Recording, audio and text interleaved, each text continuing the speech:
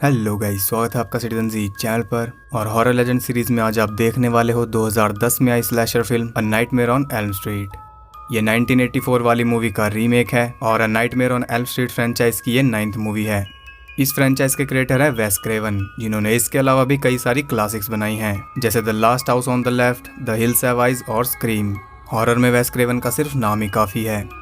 इस फिल्म को बनाया है प्लैटिनम ड्यून्स कंपनी ने, जिन्होंने इससे पहले द टेक्सास चेनसो मैसेकर और फ्राइडे द 13th का भी रीमेक बनाया है, जो कि आप पहले इस चैनल पर देख चुके हो। अगर नहीं देखा है तो आई बटन पर क्लिक करके आप देख सकते हो। इसे डायरेक्ट किया है सैमुअल बेयर ने, जो कि एक म्यूजिक वीडियो डायरेक्टर हैं, और ये उनकी डेब्यू फिल्म है। इन केस अगर आपको नहीं पता तो बता दूं कि इस फ्रेंचाइज का किलर है फ्रेडी क्रूगर, जो कि लोगों के सपने में आकर उन्हें मार देता है। और फ्रेडी 80s और 90s का सबसे आइकॉनिक किलर है। उस दौर में इसने बहुत लोगों को डराया है। फ्रेडी के ऊपर 9 मूवीज, एक टीवी सीरीज, नॉवेल्स, गेम्स और कॉमिक्स भी बन चुकी हैं। ये कैरेक्टर इतना फेमस है कि इसकी कॉपी आपको कई सारी मूवीज में दिख जाएगी, इवन इंडिया में भी। तो ये मूवी इस फ्रेंचाइज की आखिरी मूवी है। इसके बाद अभी तक कोई मूवी नहीं आई है। तो इस फ्रेंचाइज में आगे कोई मूवी आएगी या नहीं, ये मैं आपको वीडियो के एंड में बताऊंगा। और क्योंकि यह nightmare on Elm street movie है, इसलिए इसके साथ फैक्ट्स अपने आप जुड़ जाते हैं। वीडियो के एंड में मैं इस मूवी से रिलेटेड ढेर सारे इंटरेस्टिंग फैक्ट्स भी आपको बताऊंगा, जिससे ये मूवी आपके लिए और भी ज़्यादा इंटरेस्टिंग बन जाएगी। तो ऐसी ही और वीडियोस देखने के लिए चैनल को सब्सक्राइब करके बेल नोटिफिकेशन ज़रूर से ऑन कर लें, ताकि मुझे वीडियो बनाने की मोटिवेशन मिलती रहे और आपको वीडियोस की नोटिफिकेशन। तो ज़्यादा देर ना करते हुए जल्दी से स्टोरी स्टार्ट करते हैं।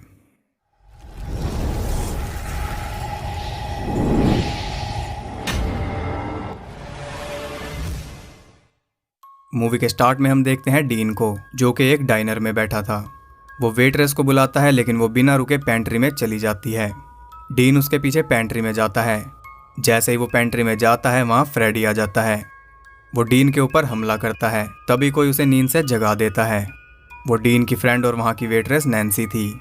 डीन वहाँ बैठा बैठा सो रहा था और सपना देख रहा था, लेकिन वो कोई नॉर्मल सपना नहीं था, वो फ्रेडी की दुनिया थी। डीन को देखकर ही पता चल रहा था कि वो कई दिनों से सोया नहीं है, यानी कि फ्रेडी उसके सपनों में आ रहा है। वो अपनी फ्रेंड क्रिस को वहाँ बुलाता है और उसे अपने नाइटमेयर्स के बारे में बताता है। क्रिस उससे पूछती है कि क्या वो सो नहीं पाता। डीन कहता है कि वो सो सकता है, लेकिन सोना नहीं चाहता। तभी गलती से डीन क्रिस के ऊपर कॉफ़ी गिरा देता है। क्रिस वॉशरूम में चली जाती है। डीन ना सोने की पूरी कोशिश करता है, लेकिन वो फिर भी सो जाता है और फ्रेडी उसे पकड़कर उसका गला काटने लगता है। क्रिस वहाँ पर आती है और डीन को एक चाकू हाथ में पकड़े देखती है। डीन बस यही बोले जा रहा था कि तुम सच नहीं हो, और अचानक वो अपना गला काट लेता है। यानी कि रियल वर्ल्ड के हिसाब से उसने सुसाइड किया, लेकिन असल में उसे फ्रेडी ने मारा था। डीन के फ्यूनरल पर क्रिस को एक छोटी लड़की दिखाई देती है, जो कि वो खुद थी। उसे अपना बचपन दिख रहा था और अचानक उसके ऊपर पंजों के निशान बन जाते हैं और फ्रेडी कब्र में से उसका पैर पकड़ लेता है। तभी वो जाग जाती है। वो सोचती है कि ये एक बुरा सपना था, लेकिन वहाँ डीन के बचपन की फोटो में वो डीन के साथ खुद को देखती है, जबकि हाई स्कूल से पहले वो डीन को नहीं जानती थी। वो अपने एक्स बॉयफ्रेंड जैसी को बताती है कि डीन मरते वक्त सिर्फ यही बोल रहा था कि तुम सच नहीं हो। जैसी उसे कहता है कि डीन ड्रग्स लेता था, लेकिन क्रिस को पता था कि बेशक वहाँ कोई नहीं था, लेकिन डीन को किसी ने मारा है। जैसी उसकी बात पर यकीन करने के लिए तैयार नहीं था। तभी वहाँ नैन्सी आ जाती है और वो कहती है कि उसने भी कुछ देखा है। जैसी उसकी बात काट देता है और क्रिस को वहाँ से ले जाता है। रात को नैन्सी अपने रूम में म्यूजिक सुन रही थी और अचानक उसकी आंख लग जाती है। तभी वहाँ फ्रेडी पहुँच जाता है, लेकिन ठीक वक्त पर वो जाग जाती है। उधर क्रिस अपने बचपन की फोटोज देख रही थी, लेकिन उसकी कुछ फोटोज गायब थी। वो अपनी मॉम से इस बारे में पूछती है तो वो कहती है कि शायद एटिक में रखी होगी। जब उसकी मॉम सो जाती है तब उन फोटोज को ढूंढने वो एटिक में जाती है। वहाँ उसके बचपन का सारा सामान स्टोर करके रखा हुआ था और उसमें वो ड्रेस भी थी, जिसपे सच में पंजों के निशान थे।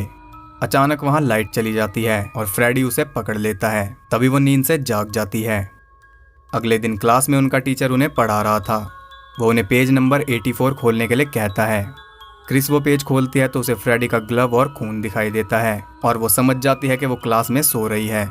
वो खुद को जगाने की पूरी कोशिश करती है, लेकिन कोई फायदा नहीं होता। फ्रेडी वहाँ पहुँच जाता है। वो क्रिस के पास आता है और उसके चेहरे के पास अपना पंजा खोलता है। तभी वो चिल्लाते हुए जाग जाती है और पूरी क्लास उसकी तरफ देखने लगती है। क्रिस देखती है कि उसकी बुक में उसके बाल पड़े थे, जो कि उसके सपने में फ्रेडी का पंजा खुलने से कटे थे। क्लास ओवर होते ही क्रिस वहाँ से भाग जाती है। वो घर पहुँचकर एटिक में जाने लगती है। तभी उसकी मॉम वहाँ आ जाती है। वो एक एयर होस्टेस थी और उसकी नाइट ड्यूटी थी। वो उसे गुड बाय कहकर वहाँ से चली जाती है। रात को क्रिस ना सोने की पूरी कोशिश कर रही थी, तभी उसे कुछ आवाज सुनाई देती है। वो जैसी था। वो क्रिस से पूछता है कि उसके साथ चल क्या रहा है। तब क्रिस उसे बताती है कि उसे नाइटमेयर्स आते हैं, जो कि शायद डीन को भी आते थे। उसे एक जला हुआ आदमी दिखता है जो कि उसे मारने की कोशिश करता है अपनी चाकू वाली उंगलियों से।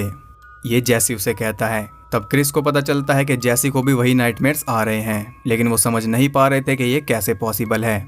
जैसी कहता है कि वो अब इसके बारे में नहीं सोचेंगे, और अगर सोचेंगे नहीं तो उन्हें नाइटमेयर्स भी नहीं आएंगे। वो रात को क्रिस के घर पर ही रुकता है।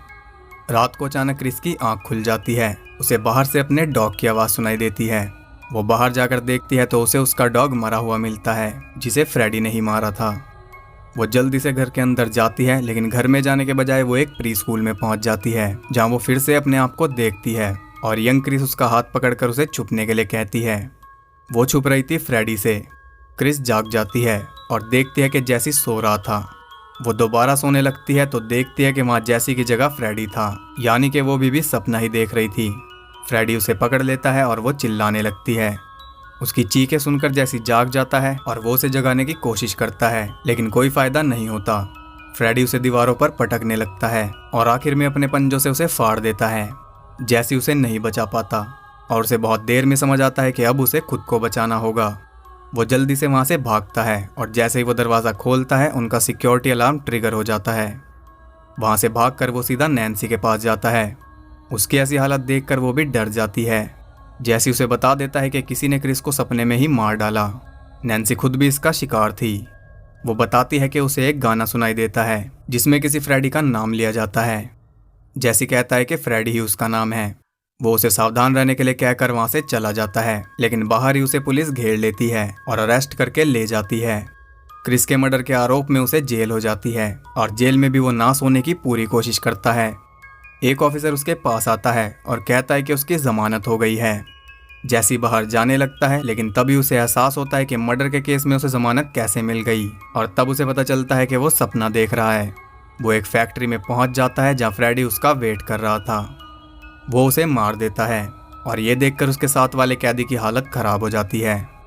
हम देखते हैं कि सपनों की दुनिया में फ्रेडी ने जैसी को बाकी विक्टिम्स के साथ उल्टा लटका दिया था, और वो उसे कहता है कि जब दिल धड़कना बंद कर देता है उसके बाद भी दिमाग 7 मिनट से ज्यादा देर तक काम करता है, यानी कि जैसी को टॉर्चर करने के लिए उसके पास अभी 6 मिनट और हैं। उधर नैन्सी क्वेंटिन को ये सब बता देती है। क्वेंटिन भी क्रिस और जैसी का फ्रेंड था और वो भी ऑलरेडी ये सब झेल रहा था। वो जागे रहने के लिए किसी तरह की ड्रग ले रहा था, जो कि वो नैन्सी को भी ऑफर करता है, लेकिन वो मना कर देती है। तब वो उसे ना सोने के नुकसान बताता है, जो कि यही थे कि ब्रेन अपने आप छोटी छोटी झपकियां लेने लगता है, जिन्हें माइक्रोनैप्स कहते हैं, और अगर तब भी इंसान नहीं सोता तो ब्रेन परमानेंट स्लीप में चला जाता है, यानी कि कोमा में। रात को नैन्सी अपनी मॉम से पूछती है कि क्या उसके बचपन का क्रिस, डीन या जैसी से कोई संबंध है और क्या वो किसी फ्रेडी नाम के आदमी को जानते थे। उसकी मॉम उसे साफ मना कर देती है, लेकिन उसके रूम से जाकर वो सीधा किसी को कॉल करके बताती है कि नैन्सी को सब याद आने लगा है। उधर नैन्सी अपने फ़ोन में अलार्म लगा के बाथटब में रिलैक्स करने लगती है। अलार्म उसने इसलिए लगाया है ताकि कहीं वो गहरी नींद में ना चली जाए। देखते ही देखते वो सो जाती है और फ्रेडी उसके पास पहुंच जाता है। तभी उसकी मॉम वहां आती है, जिससे वो उठ जाती है। वो बाथरूम से निकलकर अपने रूम में जाती है और देखती है कि उसके रूम में बर्फ़ पड़ रही थी। इसका मतलब आप सबको पता है कि वो बाथटब में सो चुकी है। बर्फ पर चलते हुए वो एक प्री स्कूल तक पहुंच जाती है, जिसका नाम था बैडम स्कूल। वहाँ फ्रेडी उसके पास पहुंच जाता है और उसे कहता है कि वो उसकी फेवरेट थी। नैन्सी को कुछ समझ नहीं आता। वो उसे कहती है कि उसने एक अलार्म लगा रखा है। फ्रेडी कहता है कि हाँ तुमने लगाया है, लेकिन अपने सपने में। ये सुनकर नैन्सी बहुत डर जाती है। तभी उसका फ़ोन बजता है और वो जाग जाती है। वो फ़ोन था क्वेंटिन का और वो बताता है कि जैसी भी मर चुका है।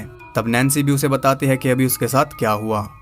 क्वेंटिन उसके घर आता है और वो उसे स्कूल की ड्राइंग दिखाती है, जो कि उसने सपना देखने के बाद बनाई थी, लेकिन इससे भी उन्हें कोई क्लू नहीं मिलता। तब वो उसके घर के सारे पेपर छानने लगते हैं और उन्हें एक पिक्चर मिलती है, जो कि बैडम प्री स्कूल की ही थी, और उसमें उन दोनों के साथ जैसी, क्रिस और डीन भी थे, यानी कि वो एक ही प्री स्कूल में जाते थे और किसी वजह से उनके पेरेंट्स उनसे ये छुपाना चाहते थे।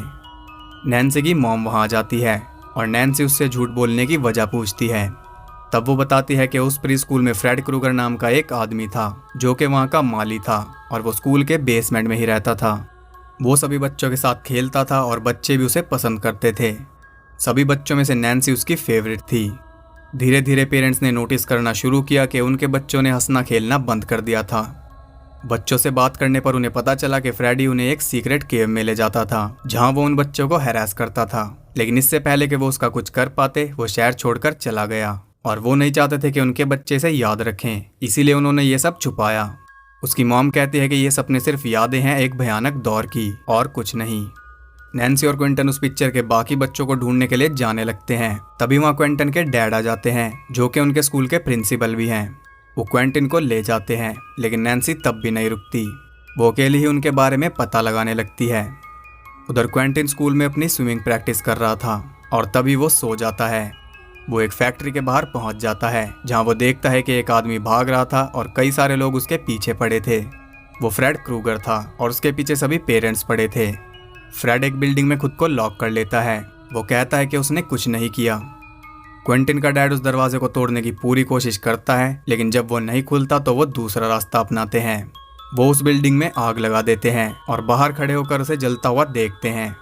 जलता हुआ फ्रेडी क्विंटन की तरफ आता है, तभी वो जाग जाता है।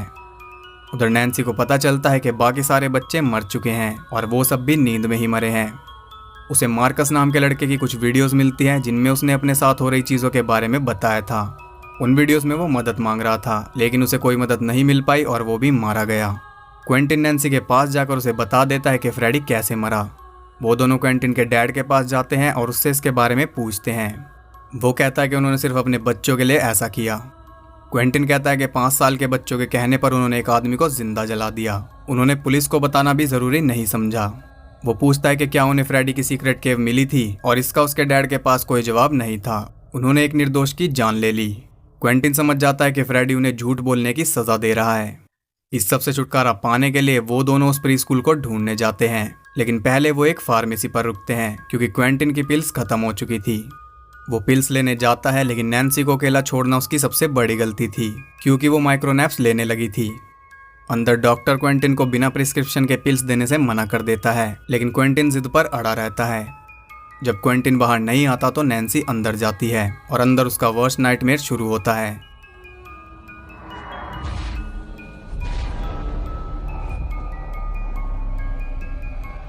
वो एक सेकंड में सो और जाग रही थी। फ्रेडी उस पर हमला करता है तो वो उसका स्वेटर पकड़ लेती है, जिससे उसका स्वेटर फट जाता है। उसकी माइक्रोनैप्स की वजह से वो हर सेकंड सपने और रियलिटी में शिफ्ट हो रही थी और इसी बीच फ्रेडी उसके हाथ पर बहुत गहरे कट्स मार देता है। उसके चिल्लाने की आवाज़ सुनकर क्विंटन उसके पास पहुंच जाता है और वो देखती है कि फ्रेडी के स्वेटर का टुकड़ा उसके हाथ में ही था, यानी कि वो सपने से उसे रियलिटी में ले आई थी। क्विंटन उसे लेकर हॉस्पिटल जाता है जहाँ उसकी मॉम भी पहुँच जाती है। क्विंटन वहाँ रखी दवाइयों में से एड्रेनालिन चुरा लेता है। नैन्सी के घाव को ट्रीट करने के लिए डॉक्टर उसे बेहोशी का इंजेक्शन लगाने लगती है, लेकिन नैन्सी किसी भी हालत में आंख बंद नहीं कर सकती थी। वो डॉक्टर को मना कर देती है। तब डॉक्टर उसकी मॉम से अकेले में बात करती है और नैन्सी को बेहोश करने के लिए उसकी मॉम की परमिशन के तौर पर एक एग्रीमेंट पर उसके साइन करा लेती है। वो नैन्सी को बेहोश करने के लिए जाती है तो देखती है कि वो वहाँ नहीं थी। वो क्विंटन के साथ भाग चुकी थी। क्विंटन हॉस्पिटल से चुराया एड्रेनालिन अपने अंदर इंजेक्ट कर लेता है। वो नैन्सी को भी ऑफर करता है, लेकिन वो मना कर देती है। वो दोनों आगे बढ़ते हैं और एक दूसरे से बात करते रहते हैं ताकि कोई सो ना पाए, लेकिन क्विंटन को अचानक एक झपकी आती है जिस वजह से उनकी कार रोड से उतरकर क्रैश हो जाती है। वो दोनों कार से बाहर निकलते हैं और देखते हैं कि वो उस प्री स्कूल तक पहुंच चुके थे। वो अंदर जाते हैं। अब क्विंटन भी माइक्रोनैप्स लेने लगा था और उनके लिए अब डिसाइड करना मुश्किल था कि क्या सच है और क्या झूठ। वो बेसमेंट में जाते हैं जहाँ फ्रेडी क्रूगर रहता था। वहाँ नैन्सी को अपनी बनाई ड्राइंग्स दिखती हैं जिनके पीछे एक सीक्रेट रूम था। वो उस रूम को खोलते हैं और उसके अंदर जाते हैं और नैन्सी को याद आता है कि वो बचपन में यहाँ आई है। वो फ्रेडी की सीक्रेट केव थी। वहाँ उन्हें बहुत सारी फोटोज मिलती हैं जिनसे उन्हें पता चल जाता है कि फ्रेडी सच में चाइल्ड मोलेस्टर था। वो सारी फोटोज नैन्सी की थी। उन्हें समझ आता है कि वो गलत सोच रहे थे। फ्रेडी उन्हें इसलिए नहीं मार रहा क्योंकि उन्होंने झूठ बोला था, बल्कि इसलिए मार रहा है क्योंकि उन्होंने सच बोला था। नैन्सी उसे मारने के लिए एक प्लान बनाती है। जैसे वो उसका स्वेटर रियलिटी में लाई थी, वैसे ही वो उसे रियलिटी में लाने का प्लान करती है। वो सो जाती है और क्विंटन उसे जगाने के लिए तैयार बैठा था, लेकिन उसे भी ये डर था कि कहीं वो खुद भी ना सो जाए, और उसका डर सच हो जाता है। वो भी सो जाता है और उसी फैक्ट्री में पहुंच जाता है जहाँ फ्रेडी उसे मारने लगता है। तभी नैन्सी भी वहाँ पहुंच जाती है और फ्रेडी क्विंटन को छोड़कर उसके पास चला जाता है। नैन्सी किसी तरह खुद को उससे बचाए रखने की कोशिश करती है।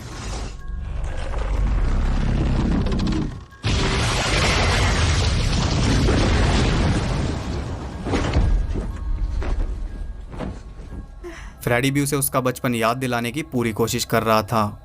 नैन्सी उसके ऊपर हमला करती है, लेकिन वो उसकी दुनिया थी इसलिए वो उसे चोट नहीं पहुंचा सकती थी। फ्रेडी उसे फिर से हरास करने लगता है और नैन्सी भी जागने की पूरी कोशिश कर रही थी। उसके चिल्लाने की आवाज़ सुनकर क्वेंटिन जाग जाता है और उसे उठाने की पूरी कोशिश करता है, लेकिन उसका ब्रेन अब परमानेंटली सोने जा रहा था और यही फ्रेडी का प्लान था। उसने नैन्सी को इतनी ज़्यादा देर तक जगा कर रखा ताकि आखिर में उसका ब्रेन हमेशा के लिए सो जाए और वो बचपन की तरह ही उसे हमेशा हरास करता रहे। नैन्सी उसकी दुनिया में फंस चुकी थी और वो उम्मीद भी हार चुकी थी। तभी क्वेंटिन उसे एड्रेनलिन शॉट देता है जो कि उसके ब्रेन को जागने के लिए मजबूर करता है। नैन्सी जाग जाती है और वो फ्रेडी को भी अपने साथ रियल वर्ल्ड में ले आती है। क्वेंटिन उसे मारने की कोशिश करता है, लेकिन उसके अंदर कुछ भी ताकत नहीं बची थी। उसने फ्रेडी का प्लान खराब कर दिया था, इसलिए फ्रेडी पहले उसे ही मारने लगता है, लेकिन तभी नैन्सी उसका हाथ काट देती है और अब उसे फर्क पड़ रहा था क्योंकि अब वो अपनी दुनिया में नहीं बल्कि असली दुनिया में था। नैन्सी उसका गला काट देती है। वो दोनों वहाँ से जाने लगते हैं, लेकिन जाने से पहले नैन्सी वहाँ आग लगा देती है और फ्रेडी की केव के साथ उसे भी जला देती है। इमरजेंसी टीम वहाँ आती है, लेकिन अंदर उन्हें कोई बॉडी नहीं मिलती। वो क्वेंटिन और नैन्सी को हॉस्पिटल ले जाते हैं। हॉस्पिटल से नैन्सी अपनी मॉम के साथ वापस आ जाती है और अपनी मॉम को थैंक्स बोलती है बचपन में उसे फ्रेडी से बचाने के लिए। तभी फ्रेडी आईने में से निकलता है और उसकी मॉम को ले जाता है और यहाँ ये मूवी एंड हो जाती है। तो फ्रेडी इतनी आसानी से मरने वाला नहीं है, ये 8 मूवीज हमें बता चुकी हैं।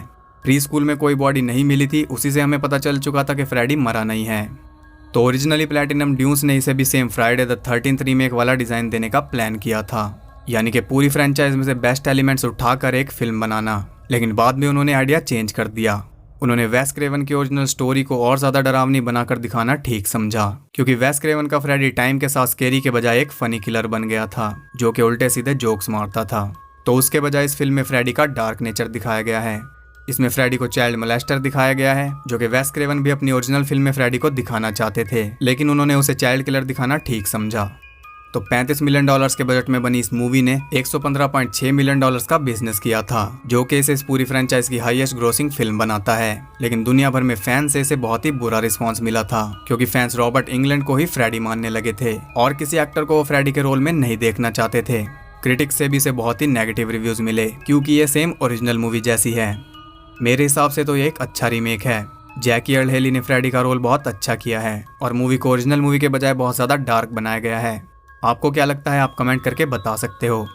तो अब बात करते हैं इस मूवी से जुड़े इंटरेस्टिंग फैक्ट्स के बारे में। जॉनी डेप अपने फ्रेंड जैकी अर्ल हेली को 1984 वाली नाइटमेयर ऑन एल्म स्ट्रीट के ऑडिशन पर लेकर गए थे, लेकिन वेस क्रेवन ने हेली के बजाय डेप को मूवी का पार्ट बना लिया। हेली को उस मूवी में कोई रोल नहीं मिला, लेकिन 26 साल बाद उन्हें इस मूवी में फ्रेडी का रोल मिला।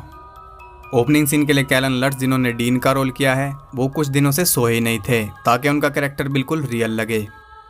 फ्रेडी का स्वेटर जूडी ग्राहम ने बुना है, जिन्होंने ओरिजिनल मूवी के लिए भी फ्रेडी का स्वेटर बुना था।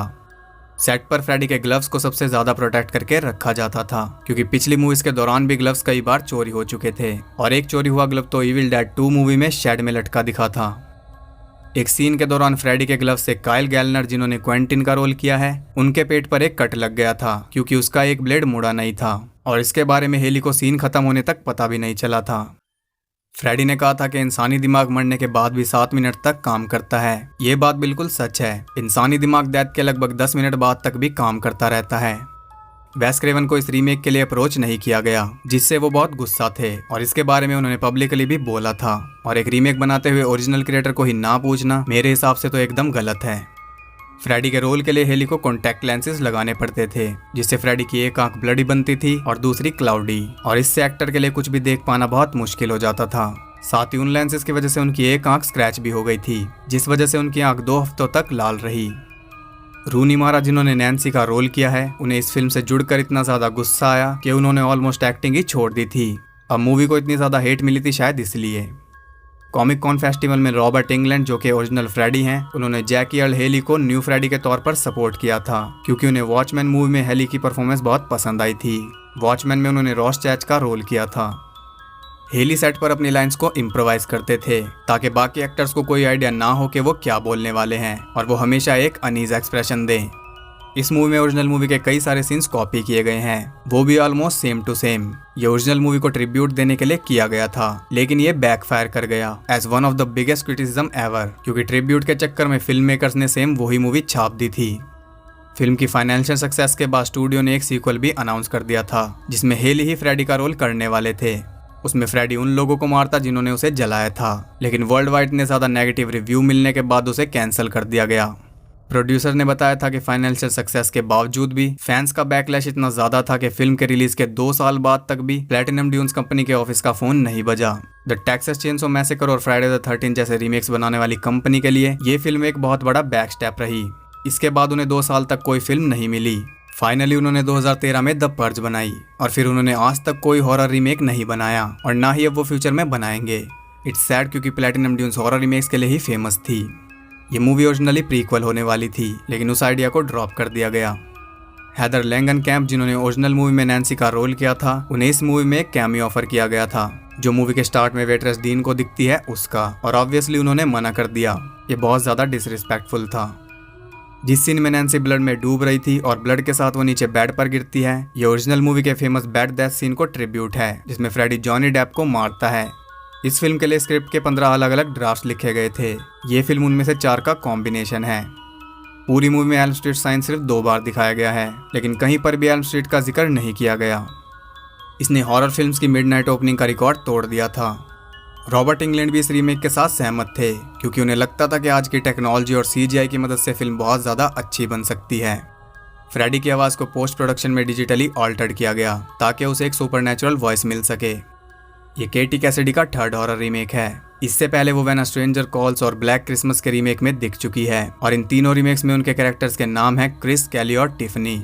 कोइंसिडेंस से 1976 के चार्लीस एंजल्स टीवी शो की तीनों एंजल्स के नाम हैं। अपने बाकी क्लासमेट्स को ढूंढते हुए नैन्सी को एक लड़के की वीडियोस मिलती हैं। उस एक्टर का नाम है एरन यू और उसने फ्राइडे द 13 रीमेक में चुई का रोल किया था। ये पहली नाइटमेयर मूवी है जिसमें रॉबर्ट इंग्लैंड ने फ्रेडी का रोल नहीं किया। इससे पहले की सभी मूवीज में और फ्रेडी वर्सेस जेसन और टीवी सीरीज फ्रेडीज नाइटमेयर में भी उन्होंने ही फ्रेडी का रोल किया है। सैमुअल बेयर ने इस मूवी को डायरेक्ट करने का ऑफर 2 बार ठुकरा दिया था। पहले भी उन्होंने कई सारी प्लैटिनम ड्यून्स मूवी को रिजेक्ट किया है, जैसे द एमिटीविल हॉरर और Friday the 13th। Platinum dunes के ओनर माइकल बे के एक बहुत बड़े ईमेल के बाद उन्होंने इस ऑफर को एक्सेप्ट किया, जिसमें उन्होंने लिखा था कि ये मूवी उनके लिए कई सारी करियर अपॉर्चुनिटीज लाएगी। वो बात अलग है कि इसके बाद उनका खुद का करियर खतरे में पड़ गया था। मेकअप टीम फ्रेडी को एक असली जले हुए आदमी की तरह दिखाना चाहती थी। इसके लिए उन्होंने रियल बर्न विक्टिम्स की फोटोज से रेफरेंस लिया, लेकिन वो ये नहीं चाहते थे कि ऑडियंस फ्रेडी को देखकर उल्टियां करे, इसलिए उन्होंने थोड़ा रियलिज्म कम कर दिया। प्रॉप डिपार्टमेंट ने भी फ्रेडी के ग्लव के लिए कई सारे डिजाइन बनाए थे, जिनमें से कुछ में 5 उंगलियों पर ब्लेड थे, और फ्रेडी की हेड तो शूटिंग के 1 महीने तक भी फाइनल नहीं हो पाई थी। फ्रेडी क्रूगर और नैन्सी 2 ही ऐसे नाम हैं जो ओरिजिनल मूवी में भी थे। बाकी सभी कैरेक्टर्स के नाम चेंज किए हुए हैं। जिन एनिमेटर्स ने द डार्क नाइट मूवी में 2 फेस के ऊपर सीजीआई वर्क किया था, उन्हीं सेम एनिमेटर्स ने इस फिल्म में फ्रेडी के फेस पर वर्क किया है। क्रिस के घर को सच में इलिनॉइस की एल्म स्ट्रीट में शूट किया गया है। बहुत ज्यादा हेट के बाद भी हेली के फ्रेडी को कई सारे गेम्स में फीचर किया गया है, जैसे डेड बाय डेलाइट। हेली और रूनी मारा ने कई सारी फिल्म्स का कॉन्ट्रैक्ट साइन किया था। हेली का कॉन्ट्रैक्ट 3 फिल्म्स का था और मारा का 2 फिल्म्स का। अब 10 साल हो चुके हैं लेकिन अभी तक कोई फिल्म नहीं आई है। ये all time highest grossing slasher movies की लिस्ट में 8 नंबर पर है। इस मूवी के फ्रेडी का डिजाइन वेस क्रेवन के ओरिजिनल फ्रेडी से बहुत ज्यादा सिमिलर है, जिसे वो ओरिजिनल फिल्म में यूज करना चाहते थे। हेली इस फिल्म की पूरी कास्ट में हाइट में सबसे छोटे थे और उन्हें सबके बराबर दिखाने के लिए कई सारी टेक्निक्स यूज की जाती थी। जब फिल्मिंग शुरू हुई थी तब फ्रेडी का मेकअप करने में 6 घंटे लगते थे। बाद में मेकअप टीम ने इम्प्रोवाइज किया और फिर 3 घंटे लगने लगे। मेकअप के अलावा हेली के आधे चेहरे को ग्रीन कवर किया जाता था, जिससे उनके चेहरे पर सीजीआई वर्क हो सके। जैकी अर्ल हेली ने दूसरी बार चाइल्ड मोलेस्टर का रोल प्ले किया है। पहले वो लिटिल चिल्ड्रन मूवी में ये रोल प्ले कर चुके हैं। इस फिल्म को पूरी सीरीज में सबसे लार्ज थिएट्रिकल रिलीज मिली थी, पूरे 4700 थिएटर्स में, और जून 2010 तक ये हाईएस्ट अर्निंग हॉरर रीमेक भी था। प्री स्कूल फोटो के पीछे जो बच्चों के नाम लिखे थे वो सारे क्रू मेंबर्स के थे। स्टार्टिंग के सीक्वेंस में जो रेड और ग्रीन कलर का थीम है, उसका मतलब यही है कि डीन फ्रेडी की दुनिया में है। मूवी के रिलीज के कुछ हफ्ते पहले ही वार्नर ब्रदर्स पिक्चर्स चाहते थे कि इस मूवी को 3D में कन्वर्ट किया जाए, लेकिन ये पॉसिबल नहीं था और प्लैटिनम ड्यून्स ने इसके लिए मना कर दिया। फिर एक हीटेड डिबेट के बाद एक एग्रीमेंट हुआ और इसे 3D में कन्वर्ट नहीं किया गया। प्लैटिनम ड्यून्स वाले भी पक्के हैं। इस मूवी का बजट $35 मिलियन था, जो कि इसे इस सीरीज की सबसे एक्सपेंसिव मूवी बनाता है। क्लास में क्रिस के सोने से पहले टीचर सभी को पेज नंबर 84 खोलने के लिए कहता है। ये रेफरेंस है ओरिजिनल फिल्म से, क्योंकि वो 1984 में आई थी। 21 सालों में ये पहली मूवी है जिसके टाइटल में अ nightmare on Elm street use किया गया है। और पुरानी फिल्मों से कंपेयर करें तो इसमें उनकी तरह ब्लैक कॉमेडी और डार्क ह्यूमर नहीं है, क्योंकि इसे द डार्क नाइट से इंस्पायर होकर बनाया गया है। जैकी अर्ल हेली और रूनी मारा दोनों ऑस्कर नॉमिनीज हैं, हेली लिटिल चिल्ड्रन के लिए और मारा the girl with the dragon tattoo के लिए। इस मूवी में नैन्सी का जो एड्रेस है वो वही एड्रेस है जो ओरिजिनल मूवी की नैन्सी का था। फ्रेडी की केव में नैन्सी को जो फोटोज मिली थी असल में वो मेडिकल सर्जरीज की थी, ताकि उन्हें देखकर वो डिस्गस्टिंग एक्सप्रेशंस दे। एंड में फ्रेडी क्वेंटिन को कहता है व्हाई वोंट यू डाई, और यही लाइन फ्रेडी ने फ्रेडी वर्सेस जेसन में जेसन को कही थी, क्योंकि वो मरने का नाम ही नहीं ले रहा था। तो ये थे इस मूवी से जुड़े ढेर सारे इंटरेस्टिंग फैक्ट्स। अब फ्रेडी वर्सेस जेसन की बात चली गई है तो बता दूं कि अब आप फ्रेडी और जेसन दोनों को जान चुके हो और अब टाइम है इन दोनों के फेस ऑफ का। तो कंपनी तो इनका एपिक क्रॉसओवर करा चुकी है, जिससे हमें ये पता चलता है कि ये दोनों एक यूनिवर्स से बिलोंग करते हैं। लेकिन इनमें ज्यादा खतरनाक कौन है, ये जानने के लिए आपको वीडियो का वेट करना पड़ेगा। और वीडियो जरूर आएगी, लेकिन वो नेक्स्ट वीडियो नहीं होगी। अगर आप चाहते हैं कि next video Freddy versus Jason की आए तो आपको पता है कि आपको क्या करना है। आपके रिस्पॉन्स से ही मैं डिसाइड करूंगा कि नेक्स्ट उसे लाना है या नहीं। तो अब बात करते हैं कि इस फिल्म के बाद अभी तक कोई और फिल्म क्यों नहीं आई। ये तो आपको पता चली गया कि इस मूवी को बहुत ज्यादा नेगेटिव रिव्यूज मिले थे, जिससे स्टूडियो पहले ही सदमे में जा चुका था। लेकिन इसके अलावा ये भी रीजन है कि न्यू लाइन सिनेमा के पास अभी इस मूवी के राइट्स नहीं हैं। उनके हाथ से इसके राइट्स चले गए हैं और जल्दी फ्राइडे द 13th के भी चले जाएंगे। तो इस सीरीज के राइट्स चले गए हैं इसके क्रिएटर वेस क्रेवन के पास। अमेरिका में एक लॉ है जिसके तहत कोई भी ओरिजिनल क्रिएटर 35 साल बाद किसी भी स्टूडियो से अपनी क्रिएशन के राइट्स वापस ले सकता है, और वेस क्रेवन ने इस लॉ का यूज किया और न्यू लाइन सिनेमा राइट्स खो बैठा। उन्होंने रीमेक बनाते वक्त वेस क्रेवन को पूछा तक नहीं था। खैर, वेस क्रेवन ने इसके राइट्स तो ले लिए, लेकिन अब वो इस दुनिया में नहीं है, और अगर वो होते तो शायद इस सीरीज में कोई न्यू फिल्म देखने को मिल जाती। अब अगर उनकी फैमिली चाहे तो वो इसके राइट्स को किसी स्टूडियो को बेच सकते हैं या फिर खुद ही इसके ऊपर कोई मूवी बना सकते हैं, जो कि मुझे नहीं लगता कि वो बनाएंगे। लेकिन दुनिया भर में फैंस की इतनी ज्यादा डिमांड है कि उन्हें इसके साथ कुछ ना कुछ करना ही पड़ेगा। अभी कुछ रूमर्स आए थे कि इसके ऊपर एक रीबूट या टीवी सीरीज आ सकती है, लेकिन कोविड की वजह से सब ठंडा हो गया। लेकिन फिर भी पूरी उम्मीद है कि जल्दी हमें कुछ देखने को मिलेगा। उधर जेसन भी लीगल डिस्प्यूट में अटका हुआ है, क्योंकि विक्टर मिलर भी इसी लॉ का यूज करके फ्राइडे द 13th के राइट्स वापस लेना चाहते हैं। खैर, आगे हमें बहुत सारी दमदार मूवीज देखने को मिलने वाली हैं, जिनमें रॉन्ग टर्न द फाउंडेशन भी है, hatchet 5, Texas chainsaw reboot, Halloween kills और भी कई सारी स्लैशर्स हैं। तो मेरी तरह आप भी जरूर एक्साइटेड होंगे, और जब भी ये मूवीज आएंगी तो सबसे पहले आपको यहाँ देखने को मिल जाएंगी। तो बस आज की वीडियो में इतना ही। अगर आपको ये वीडियो और मेरे एफर्ट्स पसंद आए हो तो वीडियो को एक लाइक और एक कमेंट जरूर करना। और सीरियसली हॉरर लेजेंड सीरीज की वीडियो बनाने में बहुत मेहनत लगती है, क्योंकि एक एक इन्फॉर्मेशन पे बहुत रिसर्च करनी पड़ती है ताकि आप तक गलत इन्फॉर्मेशन ना पहुंचे। और अगर आप चाहते हो कि next video Freddy versus Jason पर हो तो आपको रिस्पॉन्स दिखाना पड़ेगा, शांत बैठने से काम नहीं चलेगा। एपिक क्रॉसओवर देखने के लिए आप कितने एक्साइटेड हो ये जरूर बता देना। और हमेशा अपडेटेड और कनेक्टेड रहने के लिए इंस्टाग्राम पर भी फॉलो कर सकते हो, लिंक आपको डिस्क्रिप्शन में मिल जाएगा। तो मैं मिलता हूँ उससे अगली वीडियो में, तब तक के लिए सबको बाय।